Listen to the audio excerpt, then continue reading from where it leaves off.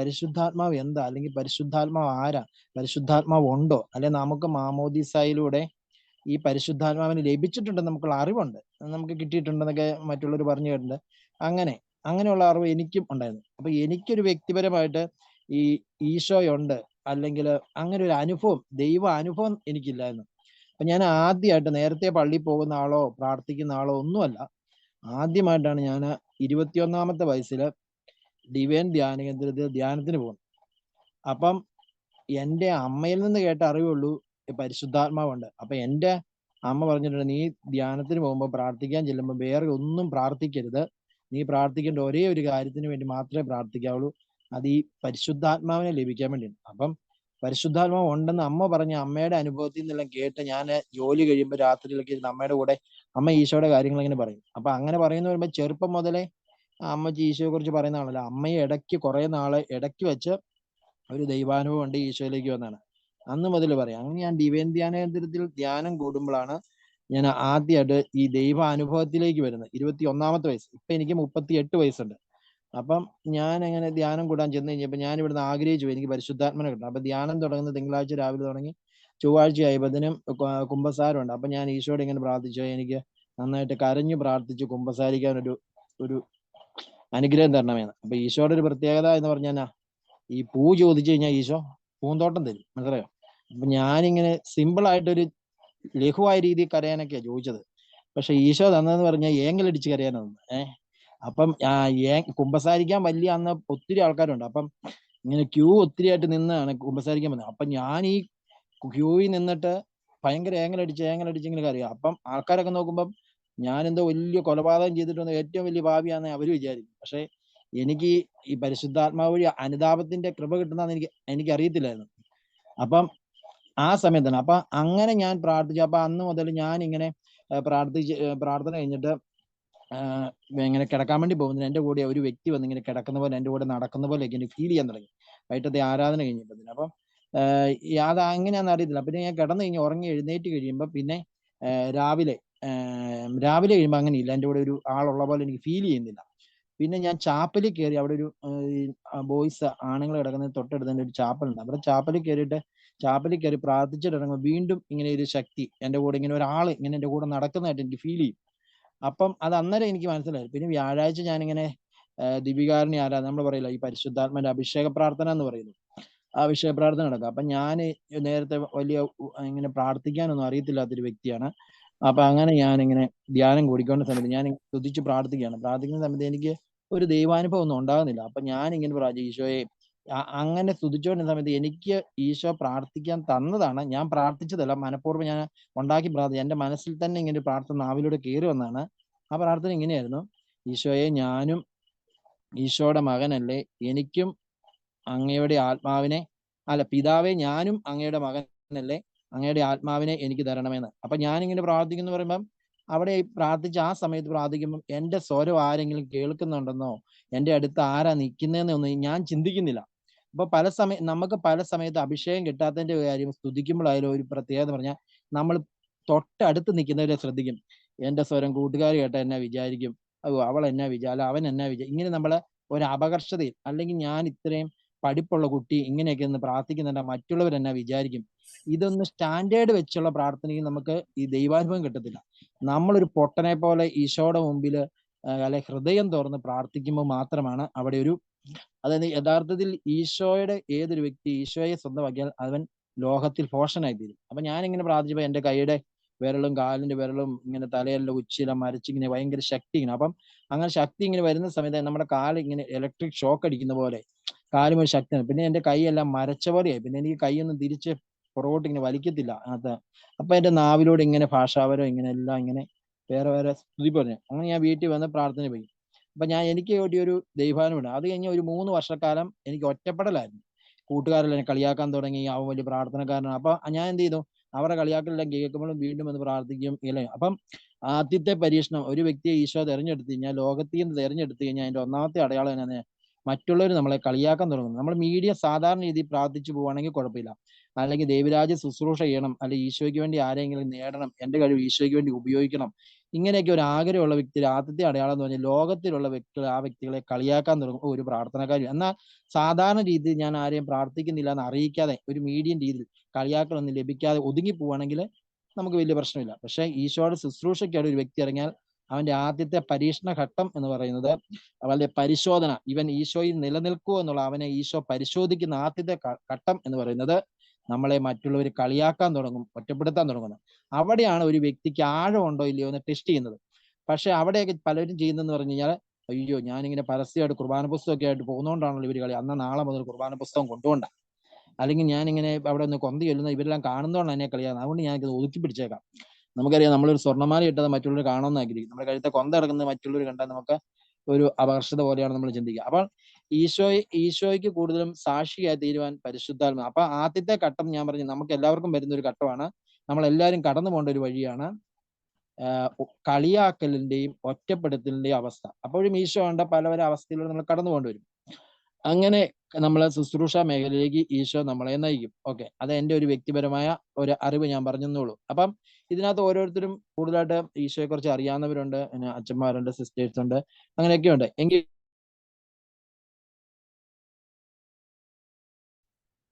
മ്യൂട്ടാണേ ചേട്ടാ, ചേട്ടാ മ്യൂട്ടായി പോയേ, റോയ് ചേട്ടാ മ്യൂട്ടാണേ. അപ്പം പരിശുദ്ധാത്മാവ് എന്ന് പറഞ്ഞാൽ നമുക്കറിയാം, പരിശുദ്ധാത്മാവിന് ഈശോ പറയുന്ന ഒരു പേര് ഇങ്ങനെയാണ്. ഈ യോഹന്നാന്റെ സുവിശേഷം ഈ 14-ാം അധ്യായം 16-ാം തിരുവചനം, ഞാൻ പിതാവിനോട് അപേക്ഷിക്കുകയും എന്നേക്കും നിങ്ങളോട് കൂടെയായിരിക്കുവാൻ മറ്റൊരു സഹായകനെ അവിടുന്ന് നിങ്ങൾക്ക് തരികയും ചെയ്യും. ഞാൻ പിതാവിനോട് അപേക്ഷിക്കുകയും, യോഹന്നാൻ 14:16. റോയ് ചേട്ടാ മ്യൂട്ടായി പോയേ. സഹായകനെ അവിടുന്ന് നൽകുകയും ചെയ്യും. അപ്പോൾ അവിടെ ഈശോ പരിശുദ്ധാത്മാവിനെ സൂചിപ്പിക്കുവാൻ പറയുന്ന ഒരു പേരാണ് സഹായകൻ എന്നാണ് പറയുന്നത്. സഹായകൻ. അപ്പൊ നമുക്കറിയാം പല രീതിയിലുള്ള പേരുള്ളവരുണ്ട് ലോകത്തില്. ഉദാഹരണമായിട്ട് അപ്പം അവിടെയുള്ള ആ പേരില് ഓരോരുത്തരുടെയും ജോലിയുമായിട്ട് ബന്ധപ്പെട്ടുള്ള പേരുള്ളവരുണ്ട് ലോകത്തില്.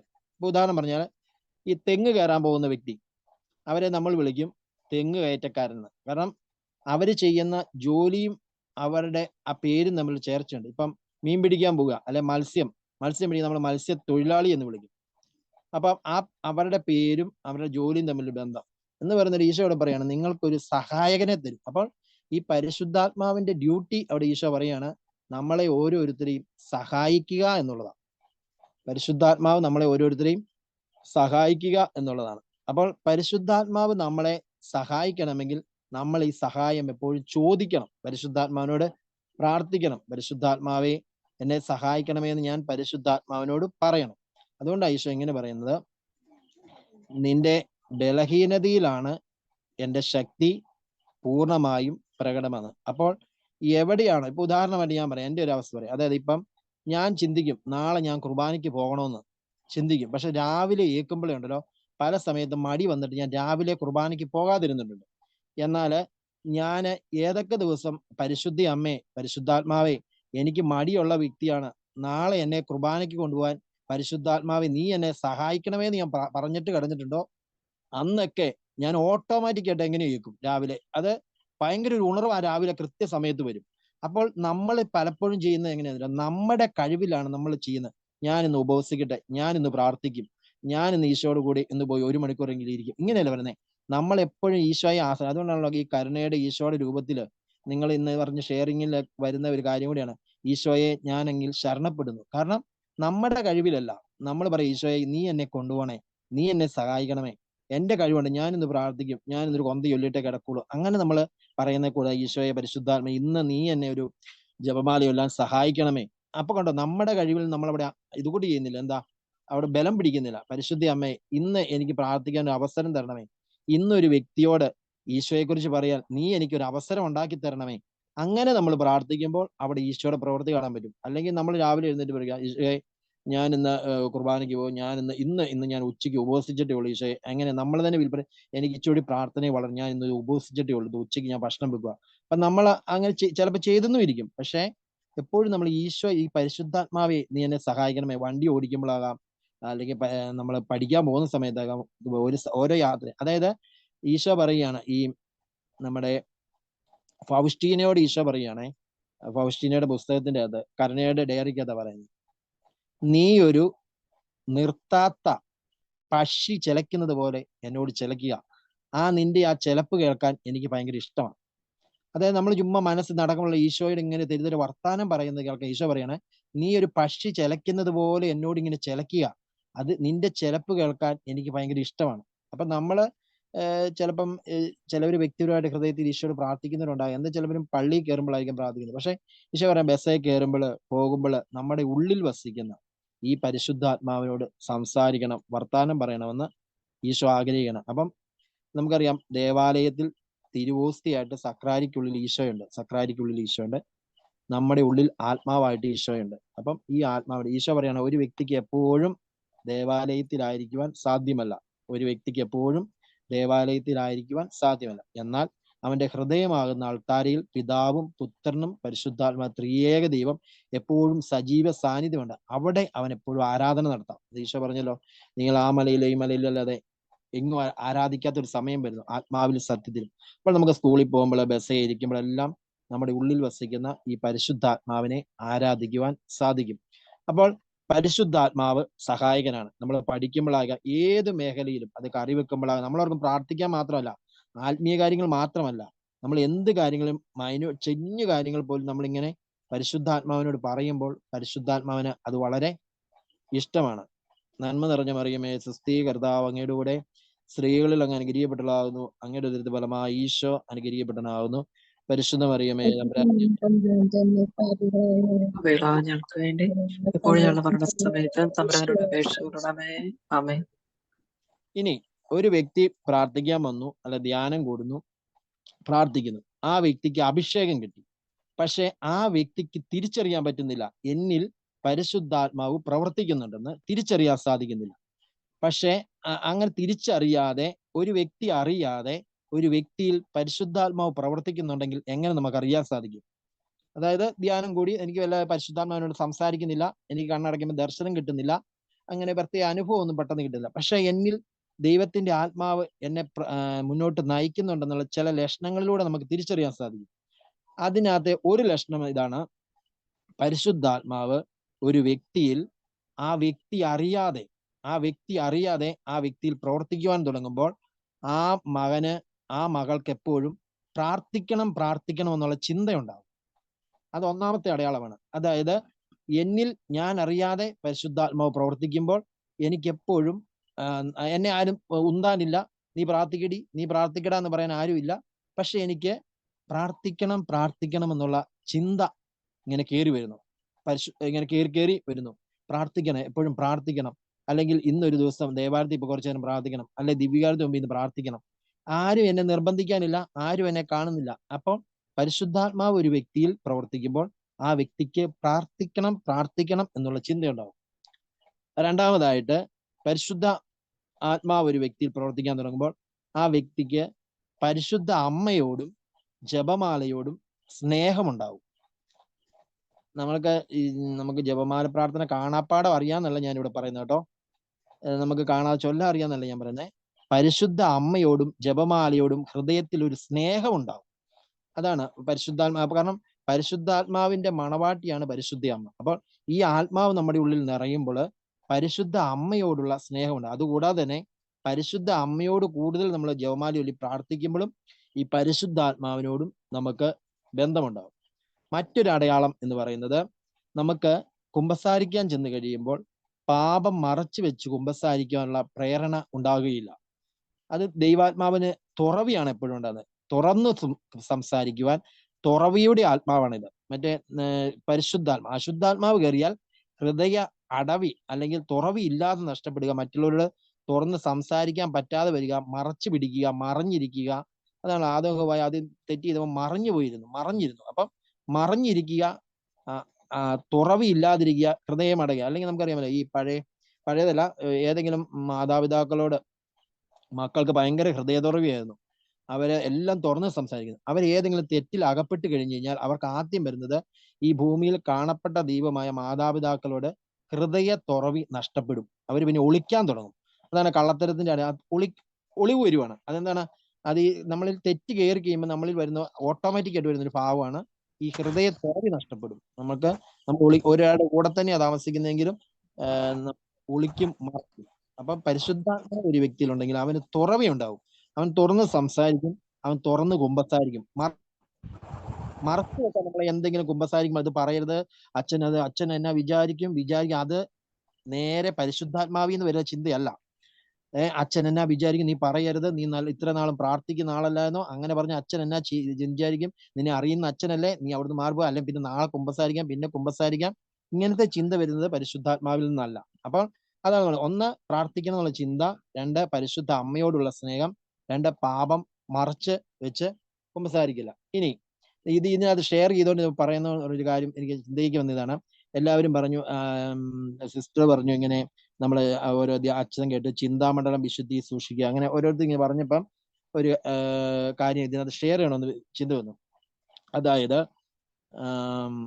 ഈശോ പരിശുദ്ധ അമ്മയുടെ പരസ്യ ജീവിതത്തിൽ നമ്മൾ കാണുന്ന ഈശോ ദേവാലയത്തിൽ സമർപ്പിച്ചു. അതിന് ഈശോനെ 3 ദിവസം കാണാൻ പറ്റി പരിശുദ്ധം വന്നിച്ചു, നീ എന്താണ് എന്നോട് ചെയ്തതെന്ന് ചോദിച്ചു. അപ്പൊ അങ്ങനെ ചെയ്ത് ഇപ്പം 12 വയസ്സ് മുതൽ, ശ്രദ്ധിക്കണമേ, 12 വയസ്സ് മുതൽ 30 വയസ്സ് വരെ ഈശോയെ കുറിച്ചുള്ള കൂടുതൽ അറിവ് നമുക്ക് ബൈബിളിൽ നിന്ന് കിട്ടുന്നില്ല. 12 വയസ്സ് മുതൽ 30 വയസ്സ് വരെ. എന്നാൽ 30ാമത്തെ വയസ്സിൽ ഈശോ പരസ്യ ശുശ്രൂഷയ്ക്ക് ഇറങ്ങിയാണ്. അതായത് പുറത്തേക്ക് വരികയാണ്. പുറത്തേക്ക് ഇറങ്ങി ജോർദാൻ നദിയിൽ മാമോസ സ്വീകരിക്കാൻ വരുമ്പോൾ പിതാവിൽ നിന്ന് കേൾക്കുന്ന സ്വരം ഇതാണ്. പിതാവ് പറയുന്നത് ഇതാണ്, ഇവൻ എൻ്റെ പ്രിയപുത്രൻ, ഇവനിൽ ഞാൻ സംപ്രീതനായിരിക്കുന്നു. ഇവൻ എൻ്റെ പ്രിയപുത്രൻ, ഇവനിൽ ഞാൻ. അപ്പോൾ ഈശോ എന്ത് ശുശ്രൂഷ ചെയ്യുന്നത് കണ്ടിട്ടാണ് പിതാവ് സംപ്രീതനായത്. ഈശോ എവിടെയെങ്കിലും കസാര എടുക്കാൻ പോയോ? ഈശോ എവിടെയെങ്കിലും മധ്യസ്ഥ പ്രാർത്ഥനയ്ക്ക് ഇരുന്നോ? ഈശോ എവിടെയെങ്കിലും വോളണ്ടിയേഴ്സ് ആയിട്ട് ബാഴ്ച കുത്തി നിന്നോ? ഇല്ല. ഈശോ ആ സമയം ശുശ്രൂഷയ്ക്ക് ഇറങ്ങുന്നതേ ഉള്ളൂ. അപ്പോൾ ഒരു ശുശ്രൂഷ 12 വയസ്സ് മുതൽ 30 വയസ്സ് വരെ നമ്മൾ ഈശോയെ കാണുന്നില്ല. അപ്പോൾ ഈശോ പുറത്തേക്ക് ഇറങ്ങി വരുമ്പോൾ, ശുശ്രൂഷയ്ക്ക് ഇറങ്ങി വരുമ്പോഴേ പിതാവ് പറയുകയാണ്, ഇങ്ങനെ പിതാവ് പറയുകയാണ്, ഇവൻ എൻ്റെ പ്രിയപുത്രൻ, ഇവന് ഞാൻ സംപ്രീതനായിരിക്കുന്നു. അപ്പോൾ പിതാവ് പറയുന്ന ഇതാണ്, ഈശോ പരസ്യ ജീവിതത്തിലേക്ക് ഇറങ്ങുമ്പോൾ അത്രയും നാളും ചെയ്ത ഈശോയുടെ രഹസ്യ ജീവിതം കണ്ടിട്ടാണ് പിതാവ് പറയുന്നത്, ഇവൻ എൻ്റെ പ്രിയപുത്രൻ, ഇവനിൽ ഞാൻ സംപ്രീതനായിരിക്കുന്നു. അപ്പൊ നമ്മളില് എപ്പോഴും സത്യത്തിന്റെ ആത്മാവാണ്.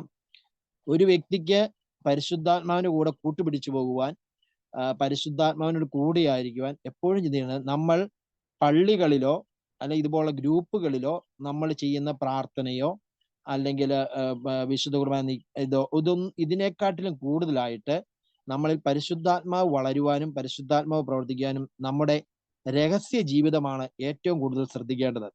അപ്പം അഭിഷേകത്തിൽ വളരുവാൻ നമ്മൾ ഒരു പൊതുസ്ഥലത്ത് വന്ന് പൊതു ശുശ്രൂഷയിൽ പങ്കെടുക്കുമ്പോൾ യേശുവേ നന്ദി, യേശുവേ സ്തുതി, ഹല്ലേലൂയ എല്ലാം സ്തുതിച്ചു. പക്ഷെ ഇത് കഴിഞ്ഞ ശേഷം എൻ്റെ രഹസ്യ ജീവിതം ഈശോയ്ക്ക് ഇഷ്ടമാവുമോ? എൻ്റെ രഹസ്യ ജീവിതത്തിൽ ഞാൻ എങ്ങനെയാണ്? അവിടെയാണ് പിതാവ് പ്രസാദിക്കുന്നത്. അവിടെ വേറെ ആരുമില്ല, പ്രാർത്ഥനക്കാരില്ല, എന്നെ അറിയുന്നവരില്ല. ഞാൻ അതായത് ഇപ്പൊ ശ്രദ്ധിക്കുക, ഞാൻ ഒരു ഉദാഹരണം പറയാം, അപ്പൊ നിങ്ങൾ മനസ്സിലാവും. ഇപ്പൊ നിങ്ങൾ കാണുന്ന റോയ് ഇതിനകത്തിരിക്കുന്നു, ഇതാ നിങ്ങളോട് വചനം പറയും. ഇനി എൻ്റെ വീട്ടുകാരറിയുന്ന റോയ് ഉണ്ട്, ഇവിടെ എന്നെ അറിയുന്ന റോയ്. അതുകൂടാതെ ഞാൻ പള്ളിയിലും പരിസരത്തും അറിയുന്നു. ഇവരുടെ എല്ലാം ഇടയിൽ നിങ്ങൾ ആരും അറിയാത്തൊരു റോയ് ഉണ്ട്. ഞാൻ ഒറ്റയ്ക്കായിരിക്കുമ്പോൾ, ഞാൻ തനിച്ചായിരിക്കുമ്പോൾ നിങ്ങൾ ആരും അറിയാത്തൊരു റോയ്. വീട്ടുകാരറിയല്ല, ഞാൻ പുറത്തെ സ്ഥലത്തായിരിക്കുമ്പം അവിടെ പ്രാർത്ഥിക്കുന്ന ആൾക്കാരില്ല, ഇങ്ങനെ ഇല്ലാത്ത അവിടെ ഞാൻ എത്രമാത്രം വിശുദ്ധിക്ക് വേണ്ടി ശ്രദ്ധിക്കുന്നത്. പരിശുദ്ധിയുടെ ആത്മാവാണ്, വിശുദ്ധിക്ക് വേണ്ടി നമ്മൾ ശ്രദ്ധിക്കുന്നുണ്ട് എന്ന് ഒന്ന് ചിന്തിക്കാം. അപ്പോൾ ഒന്ന് ഇനി ഒരു കാര്യം ഞാൻ ചേർത്ത് പറയാണ്, നമുക്ക് പരിശുദ്ധ അമ്മയോട് പ്രാർത്ഥിക്കാം. നന്മ നിറഞ്ഞ മറിയമേ സുസ്തി, കർത്താവ് അങ്ങയുടെ കൂടെ സ്ത്രീകളിൽ അങ്ങ് അനുഗ്രഹിക്കപ്പെട്ടവളാവുന്നു, അങ്ങയുടെ ദുരിത ഫലമായി ഈശോ അനുഗ്രഹിക്കപ്പെട്ടവനാവുന്നു. പരിശുദ്ധ മറിയമേ തമ്പുരാന്റെ അമ്മേ, പാപികളായ ഞങ്ങൾക്ക് വേണ്ടി ഇപ്പോഴും ഞങ്ങളുടെ മരണസമയത്തും തമ്പുരാന്റെ അപേക്ഷകളുടെ ആമേൻ. എത്ര പേരുടെ വീട്ടിൽ അക്വേറിയം ഉള്ളവരുണ്ട്? അക്വേറിയം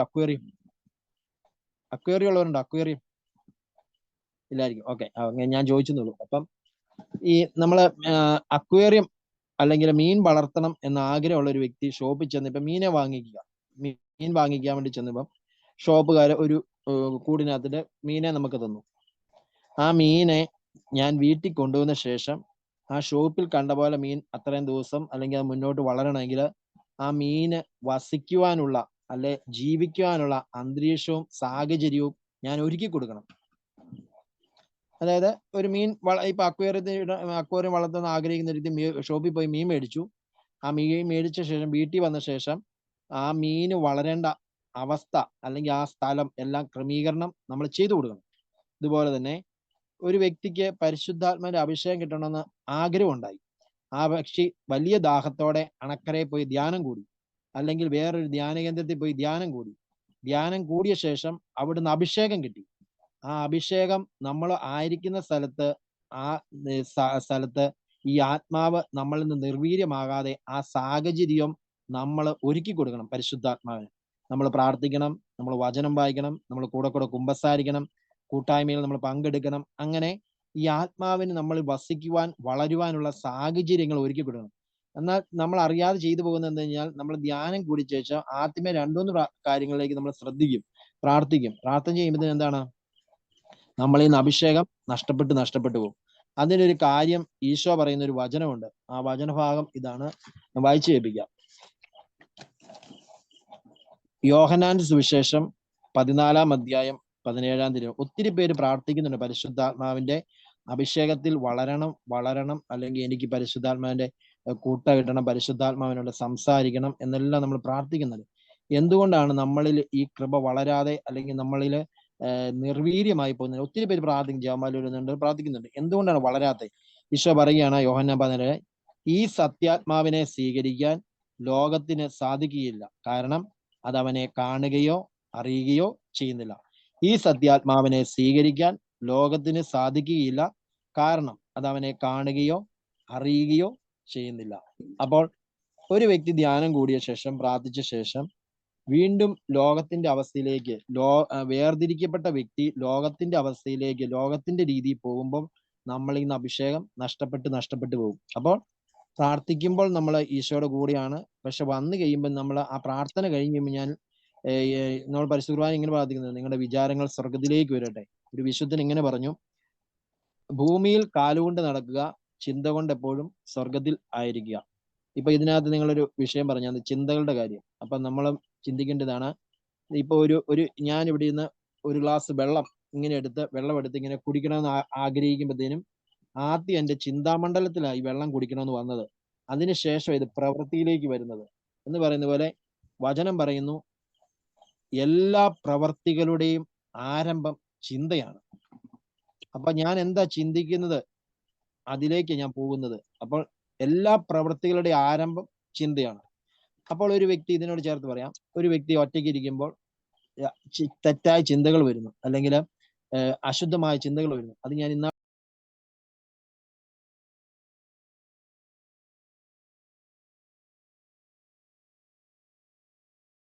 ഈ ഗ്രൂപ്പിൽ പറഞ്ഞായിരുന്നു. അങ്ങനെ ചിന്ത വന്ന ഒരു വ്യക്തി ഒരു ഗുരുവിന്റെ അടുത്ത് നിന്ന് ചോദിച്ചു, ഗുരുവേ, ഞാൻ ഒറ്റയ്ക്കിരിക്കുമ്പോൾ എനിക്ക് തെറ്റായ ചിന്തകൾ വരുന്നു, അത് ഞാൻ എത്രമാത്രം ഉത്തരവാദിയാണ്? ഞാൻ ഒറ്റയ്ക്കിരിക്കുമ്പോൾ എനിക്ക് ഒരുപാട് തെറ്റായ ചിന്ത, ഞാൻ എത്രമാത്രം ഉത്തരവാദിയാണ്? ആ ഗുരു പറഞ്ഞു, നീ ആകാശത്തിലേക്ക് നോക്കുക, അവിടെ കുറെ കുരുവികൾ ഇങ്ങനെ പറക്കുന്നുണ്ട്. ആ കുരുവികളോട് പറക്കരുതെന്ന് പറയാൻ നിനക്ക് സാധിക്കുമോ? അപ്പൊ ആ ശിഷ്യൻ പറഞ്ഞു, പറക്കരുത്, എനിക്ക് പറയാൻ സാധിക്കത്തില്ല. അപ്പൊ ഗുരു ചോദിച്ചു, നിന്റെ തലയിൽ ഒരു പക്ഷിയുടെ കൂട് കൊണ്ട് നീ കെട്ടിവെച്ചാൽ ആ പക്ഷി അവിടെ വന്നിരുന്ന ആരാ ഉത്തരവാദി എന്ന് ചോദിച്ചു. അപ്പൊ ആ ശിഷ്യൻ പറഞ്ഞു, ഞാനാ ഉത്തരവാദി, കാരണം പക്ഷിക്കൂട് എന്റെ തലയിൽ കെട്ടി, അതുകൊണ്ട് പക്ഷി വന്ന് ഇരിക്കുന്നു എന്ന് പറഞ്ഞു. അപ്പോൾ എന്നിട്ട് ഈ ഗുരു പറയുകയാണ്, ഇതുപോലെ നമ്മുടെ തലയിലൂടെ, ചിന്തയിലൂടെ പല ചിന്തകൾ കടന്നു പോകും. അത് വീണ്ടും വീണ്ടും ഓർത്ത് ഇരിക്കാനുള്ള അവസരം നീ കൊടുത്താൽ അതിന് കാരണക്കാരൻ നീയാണ്. പല ചിന്തകളും നമുക്ക് ഒറ്റയ്ക്ക് കയറി വരും, അതിനെ അപ്പം തന്നെ വിട്ട് ഈശോയുടെ തിരുരക്തം കൊണ്ട് കഴുകി നമ്മൾ പ്രാർത്ഥിച്ച് അതിനെ കളയണം. ഏത് വ്യക്തിക്കും വരും. ഒറ്റയ്ക്ക് ഇരിക്കുമ്പോൾ ചിലപ്പോൾ നടന്നു പോകുമ്പോഴായിരിക്കാം നമ്മൾ ചില കാഴ്ചകൾ, പെട്ടെന്ന് തെറ്റായ ചിന്തകൾ നമ്മുടെ ഉള്ളിൽ വരും. അപ്പോൾ അതിനെ റോയ് ചേട്ടാ മ്യൂട്ടായി പോയേ. അതാണ്. അപ്പൊ ഈശോ പറഞ്ഞു, ഈ സത്യാത്മാവിനെ സ്വീകരിക്കാൻ ലോകത്തിന് സാധിക്കുകയില്ല, അത് അവനെ കാണുകയോ അറിയുകയോ ചെയ്യുന്നില്ല. ഈശോ പറയാണ് 1 യോഹന്നാൻ 2:15 പറയാൻ, ലോകത്തെയോ ലോകത്തിലുള്ള വസ്തുക്കളെയോ നിങ്ങൾ സ്നേഹിക്കരുത്. ആരെങ്കിലും ലോകത്തെ സ്നേഹിച്ചാൽ പിതാവിന്റെ സ്നേഹം അവനിൽ ഉണ്ടായിരിക്കുകയില്ല. ലോകത്തെയോ ലോകത്തിലുള്ള വസ്തുക്കളെയോ നിങ്ങൾ സ്നേഹിക്കരുത്. ആരെങ്കിലും ലോകത്തെ സ്നേഹിച്ചാൽ പിതാവിന്റെ സ്നേഹം അവനിൽ ഉണ്ടായിരിക്കില്ല. ഈ വചനം പറയുന്നത് ഒന്ന്.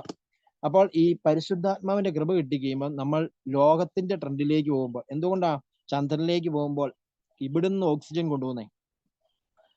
ഇവിടുന്ന് ഓക്സിജനുമായിട്ട് അവർ ചന്ദ്രനിലേക്ക് പോകുന്നത് എന്ന് പറയുന്ന പോലെ നമുക്ക് ഈ ഭൂമിയുടെ രീതിയിൽ ഭൂമിയിൽ ഈയിലെ മകനെ പോലെ ഭൂമിയിലെ എല്ലാവരെ പോലെ ജീവിക്കാൻ പരിശുദ്ധാത്മാവിന്റെ ആവശ്യമില്ല. ഈ ഭൂമിയിൽ വ്യത്യസ്തനായി ജീവിക്കുവാൻ, ഈശോയുടെ മകനായി ജീവിക്കുവാൻ, പാപത്തെ ജയിക്കുവാനാണ് പരിശുദ്ധാത്മാവിന് ആവശ്യം. ഈ ലോകത്തിന്റെ മനുഷ്യനായി ജീവിക്കാൻ നമുക്ക് പരിശുദ്ധാത്മാവിന്റെ സഹായം വേണ്ട. പാപത്തെ ജയിക്കുവാൻ, വിശുദ്ധിയിൽ വളരുവാനാണ് എനിക്ക് പരിശുദ്ധാത്മാവിനെ ഈശോ തന്നിരിക്കുന്നത്, ഈ ആത്മാവിനെ സ്വർഗത്തിൽ എത്തിക്കുവാൻ. അപ്പോൾ അവിടെയാണ് ഈ ധ്യാനം കൂടി വരുന്ന, പ്രാർത്ഥിക്കുന്ന, ദാഹമുള്ള വ്യക്തി എന്ത് ചെയ്യും? അഭിഷേകത്തോടെ വന്ന ശക്തിയെ വീണ്ടും ലോകത്തിന്റെ അവസ്ഥയിലേക്ക് കൊണ്ടുപോകാൻ പിശാച് എപ്പോഴും കെണിഞ്ഞ് പരിശ്രമിച്ചുകൊണ്ടിരിക്കും. അപ്പൊ നമ്മൾ പല കാര്യങ്ങളോടും അത് ഓരോരുത്തരുടെ വ്യക്തിപരമായ ജീവിതം അനുസരിച്ച് നോ പറയണം, അകന്നു നീക്കണം. എങ്കിൽ മാത്രമേ ഈ പരിശുദ്ധാത്മാ നമ്മൾ വളരൂ. ഒരു തടിയിൽ എത്രമാത്രം ജലാംശം കുറയുന്നുവോ അതനുസരിച്ച് തടിയിൽ തീ പിടിക്കാൻ എളുപ്പമുണ്ട്. തടിയിൽ നിന്ന് വെള്ളം എത്രമാത്രം കുറഞ്ഞു, നനവ് കുറഞ്ഞു വരുന്നു, അതിന് തീ പിടിക്കും എന്ന് പറയുന്നത്. നമ്മളിൽ നിന്ന് ലോകത്തിന്റെ കാര്യങ്ങൾ എത്രമാത്രം കുറവ് വരുന്നുവോ എന്ത് വരുന്നു, ആ വ്യക്തിക്കാണ് പരിശുദ്ധാത്മ ശക്തമായി പ്രവർത്തിക്കുന്നത്. കാരണം അങ്ങനെ ഒരു വ്യക്തി ഉണ്ടെങ്കിൽ ആ വ്യക്തി ആത്മാക്കളെ നേടാൻ ഈശോ ഉപയോഗിക്കും. ആ വ്യക്തിയിൽ പരിശുദ്ധാത്മാവിനെ കൊള്ളുത്തി, ആ വ്യക്തിക്ക് പ്രാർത്ഥിക്കാനുള്ള കൃപ, വചനം പഠിക്കാനുള്ള കൃപ, നല്ല ഉണർവുണ്ടാവും, നല്ല ജീവനുണ്ടാവും നമ്മുടെ ഉള്ളിൽ. പക്ഷെ നമ്മുടെ ഉള്ളിൽ പലരും പ്രാർത്ഥിക്കുന്നുണ്ട്, ചിലരും ഈ ആത്മീയ മന്ദത, മടി ഇങ്ങനെയൊക്കെ വരുമ്പോൾ നമ്മള് പ്രാർത്ഥിക്കുന്നുണ്ട്, പക്ഷെ നമ്മൾ എവിടെയൊക്കെയോ ലോകത്തിലോട്ടായി പോകുന്നുണ്ട്. അപ്പോൾ ഈ ലോകത്തിന്റെ അരൂപി വന്ന് കയറും. ഒരു വ്യക്തിയുടെ ശരീരമാകുന്ന ദേവാലയത്തിന്റെ പ്രധാന വാതിലുകളാണ് 5 ഇന്ദ്രിയങ്ങൾ. അതിലെ പ്രധാന വാതില് ഈശോ പറഞ്ഞല്ലോ, നിങ്ങളുടെ ശരീരം ദൈവത്തിന്റെ ആലയമാണ്.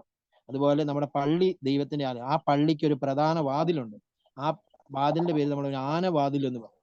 അങ്ങനെ ആ പള്ളിക്ക്, ഒരു ദേവാലയത്തിന് ഒരു പ്രധാന വാതിലുണ്ടെങ്കിൽ നമ്മുടെ ശരീരമാകുന്ന ദേവാലയത്തിന് ഒരു പ്രധാന വാതിലുണ്ട്.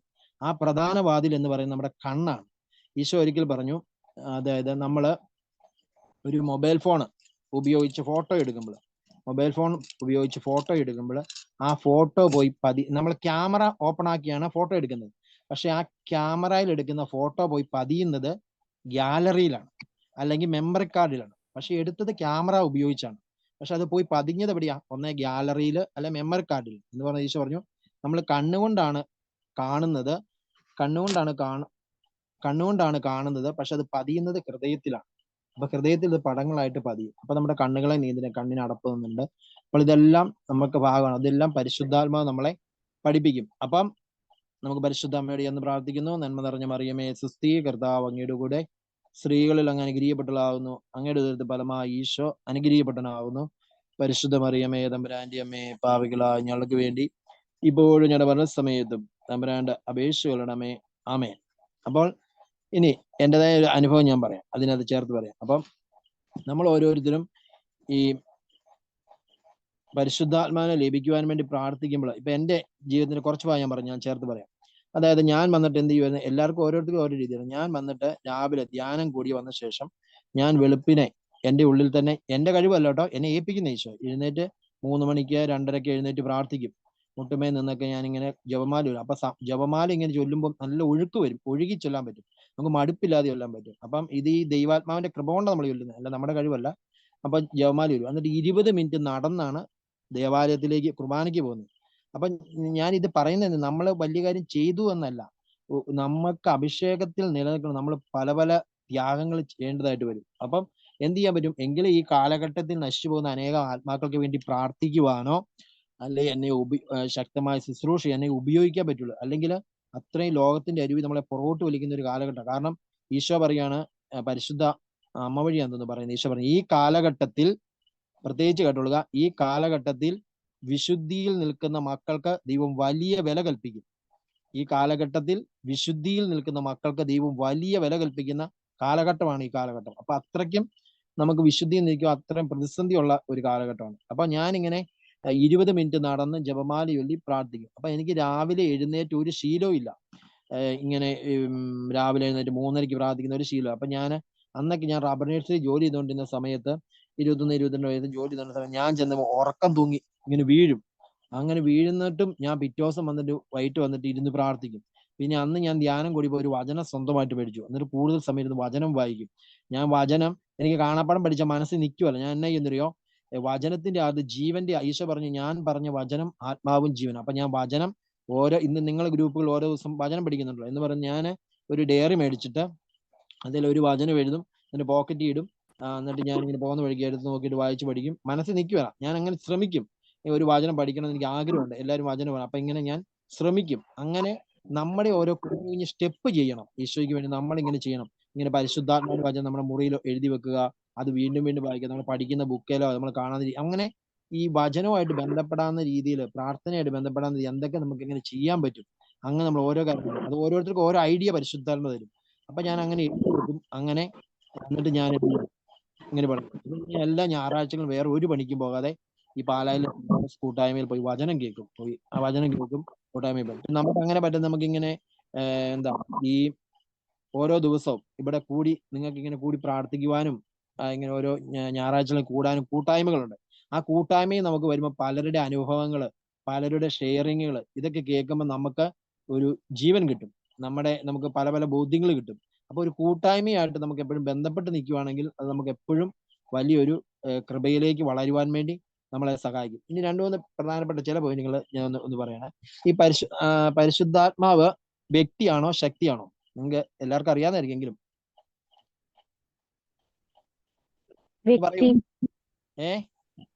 വ്യക്തി വ്യക്തി എന്ന് പറയാനുള്ള എന്തെങ്കിലും ഒരു ഇതുകൂടി പറയാവോ?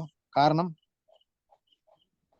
പറയാൻ കേട്ടോ, ഇത് തെറ്റിപ്പോയെന്ന് ഓർത്തിട്ട് പേടിക്കൊന്നും വേണ്ട, ഡാർക്ക് വേണം പറയാം. ചുമ്മാ നിങ്ങൾക്ക് അറിയാവുന്ന ബോധ്യം പറഞ്ഞത്. പരിശുദ്ധാത്മാവിനെ വേദനിപ്പിക്കില്ലെന്ന് പറഞ്ഞിട്ടുണ്ട്. അപ്പൊ ഒരു വ്യക്തിക്കുള്ള വേദന ഉണ്ടാകും. ഇത് റോയി ചേട്ടനിൽ തന്നെ ഞാൻ കേട്ടിട്ടുള്ള. Okay daisy, okay. വേറെ ആർക്കെങ്കിലും പരിശുദ്ധാത്മാവിനെ വ്യക്തിയാന്ന് പറയാനുള്ള കാരണം?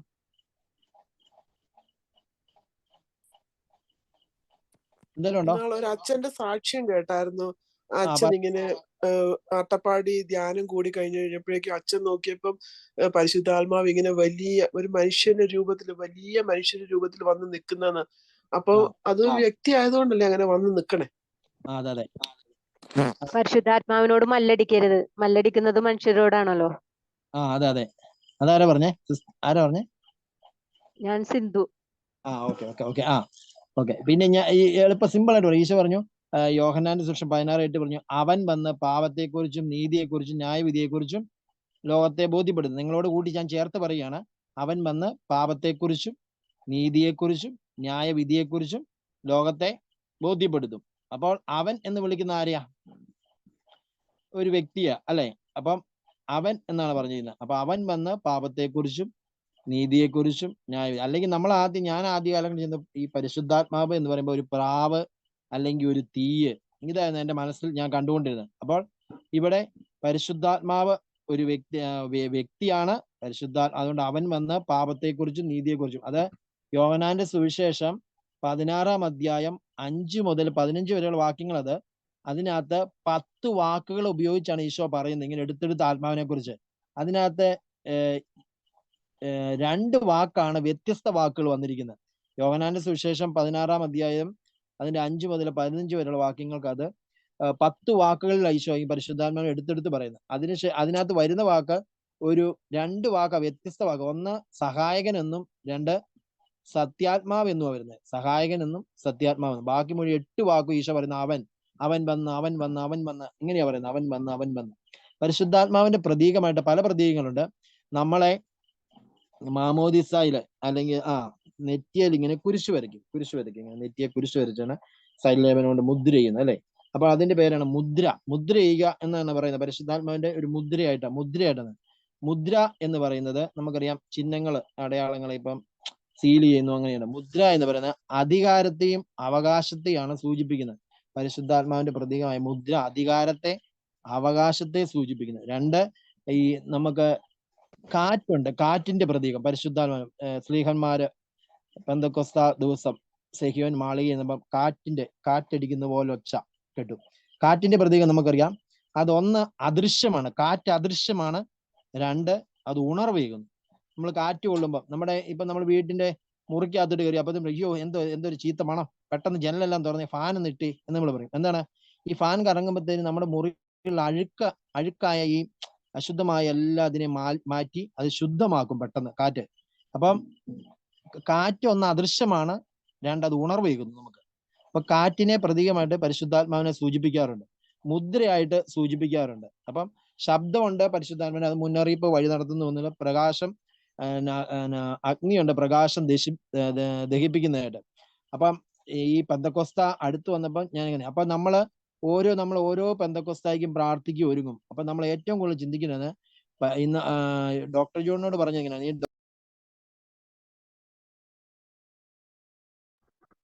ചേട്ടൻ മ്യൂട്ടായി പോയേ. റോയ് ചേട്ടൻ മ്യൂട്ടാണേ. വില കൊടുക്കുന്നു എന്നുള്ളത് ഓരോരുത്തരും കുഞ്ഞു കുഞ്ഞു വിലകൾ ഓരോ രീതിയിലായിരിക്കും കൊടുക്കുന്നത്. അതനുസരിച്ചാണ് നമ്മുടെ ഉള്ളിൽ ആത്മാവ് നിറയുള്ളൂ. കാരണം എന്തുകൊണ്ടാണ് പരിശുദ്ധാത്മാവ് നമ്മളിൽ നിറഞ്ഞാൽ യേശുവിനെ നമ്മൾ ഏറ്റുപറയും. അതിനെ ഏറ്റുപറയാതിരിക്കുവാൻ സാത്താൻ എപ്പോഴും ശ്രമിക്കുന്നത് ഒന്നാണ്. പരിശുദ്ധാത്മാവിനെ നമ്മൾ നിറഞ്ഞാൽ യേശു കർത്താവാണെന്ന് പരിശുദ്ധാത്മാവ് മുഖേന അല്ലാതെ ആർക്കും ഏറ്റുപറയുവാൻ സാധ്യത. അപ്പം കൃപ വരുന്ന വഴിയെല്ലാം സാത്താൻ തടയുവാൻ നോക്കും. ആദ്യം നിങ്ങൾ ശ്രദ്ധിക്കേണ്ട ഒരു കാര്യം ഞാൻ പറഞ്ഞു നിർത്താം. ആദ്യം നിങ്ങൾ ശ്രദ്ധിക്കേണ്ടത്, നിങ്ങൾക്ക് എവിടുന്നാണോ നിങ്ങളുടെ ആത്മാവിന് ശക്തി കിട്ടുന്നത് ആ സ്ഥലത്തിന്റെ ബന്ധം മുറിക്കുവാനായിരിക്കും സാത്താൻ ആദ്യം ശ്രമിക്കുക. ഇപ്പൊ ഉദാഹരണം, ഒരു വ്യക്തിപരമായിട്ട് എന്നും വചനം വായിക്കുന്നതാണ്. അപ്പോൾ അവനെ എങ്ങനെയും വചനം വായനയിൽ നിന്ന് മാറ്റുക എന്നുള്ളതാണ്, അല്ല അവിടെ മടി കൊടുക്കുക എന്നുള്ളതാണ് സാത്താന്റെ ഏറ്റവും വലുതാണ്. ഒരു വ്യക്തി എല്ലാ ദിവസവും പരിശുദ്ധ കുർബാനയ്ക്ക് എന്ന് രാവിലെ പോകുന്ന വ്യക്തിയാണെങ്കിൽ അവന് മടി കൊടുത്ത് അവനെ പല സമയത്തിലേക്ക് മാറ്റി അവനിൽ നിന്ന് പരിശുദ്ധ കുർബാനയുടെ പോകുന്നത് കളയുകയാണ്. അപ്പൊ നിങ്ങളുടെ ആത്മാവിന് എവിടുന്നാണ് പവർ കിട്ടുന്നത്, എവിടുന്നാണ് ആത്മാവിന് ശക്തി കിട്ടുന്നത്, ചിലപ്പോൾ കൂട്ടായ്മയായിരിക്കാം. അപ്പോൾ ആ കൂട്ടായ്മയിൽ കയറാതെ ആ പവർ കുറയ്ക്കുക എന്നുള്ളതാണ്. ഇപ്പൊ നമുക്കറിയാലോ, ഒരു ബലഹീനമാക്കിയിട്ട് അടിച്ചു കഴിയുമ്പോൾ അവിടെ അടി കിട്ടും എന്ന് പറയുന്ന പോലെ നമ്മളെ ശക്തി കുറച്ച ശേഷമാണ് അവൻ അടിക്കുന്നത്. അപ്പം അതാ ഈശോ പറഞ്ഞ നമ്മൾക്ക് എപ്പോഴും ഉണർവുണ്ടായിരിക്കണം. അലസത പിശാചിന്റെ പണിപ്പൊരയാണ്, മടി, അലസത. ഇത് നമ്മൾ ശ്രദ്ധിച്ചാൽ നമ്മളിലേക്ക് വരും. അവൻ ആദ്യം ഇങ്ങനെ ചെയ്യുന്നത്, ആദ്യം വന്നിട്ട് നമ്മൾ തീഷ്ണതയോടെ പ്രാർത്ഥിച്ച് ഇപ്പൊ എനിക്ക് എന്റെ അനുഭവം തന്നെ ഞാൻ പറയാം. നമ്മളിപ്പോ രാവിലെ പ്രാർത്ഥിക്കുന്ന വ്യക്തിയാണ്. അപ്പൊ ഞാൻ രാവിലെ ഇപ്പൊ ഉദാഹരണം പറയാം, 5 മണിക്ക് എഴുന്നേറ്റ്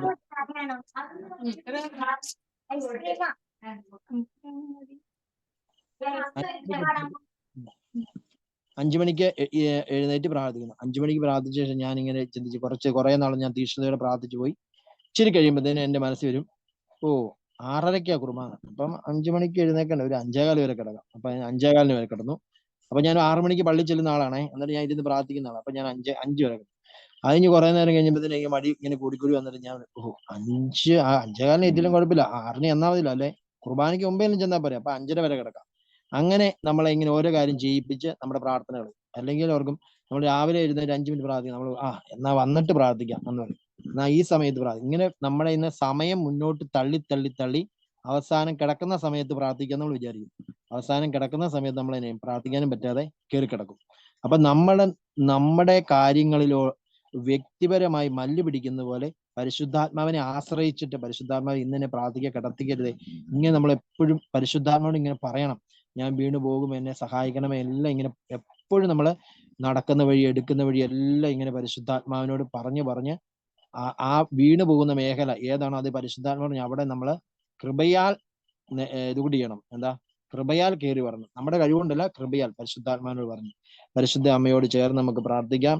ഈ സമയങ്ങളിലൊക്കെ കേട്ട എല്ലാ കാര്യങ്ങളെയും ഈശോയ്ക്ക് നമുക്ക് നന്ദി പറയാം. കൂടുതൽ നമ്മളിപ്പോൾ ആയിരിക്കുന്ന ഓരോ സ്ഥലങ്ങളിലും ഈശോയ്ക്ക് നമ്മളെക്കുറിച്ച് വലിയ പദ്ധതിയുണ്ട്. അതിനാണ് നമ്മളെ ഈ കൂട്ടായ്മ വഴിയെല്ലാം ഈശോ കൂട്ടിച്ചേർക്കുന്നത്. നമ്മളെ എവിടെയൊക്കെ ഈശോയ്ക്ക് ഉപയോഗിക്കാനുണ്ട്. ഈ കാലഘട്ടത്തിൽ അനേക യുവതീവാക്കൾക്ക് വേണ്ടി, ഓരോ വ്യക്തികൾക്ക് വേണ്ടി, അതിന് ഈ കൂട്ടായ്മ ഒരു ഉപകരണമാകാൻ ഈശോ ഓരോ വ്യക്തികളെയും ഉപയോഗിക്കുന്നു.